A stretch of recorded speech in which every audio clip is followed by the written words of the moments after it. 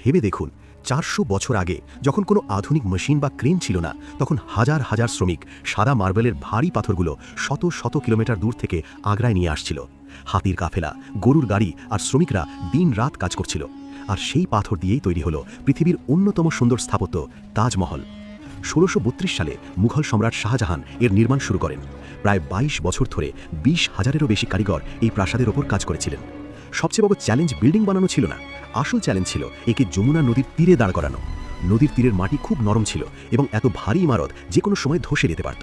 তাই ইঞ্জিনিয়াররা প্রথমে গভীর খনন করিয়ে শত শত কুয়োর মতো কাঠামো তৈরি করেন।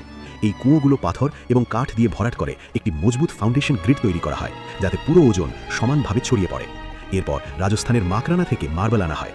পাথরগুলোকে খনিতেই মোটামুটি শেপ দেওয়া হতো, তারপর কনস্ট্রাকশন সাইটে এনে ফাইনাল নকশা করা হতো।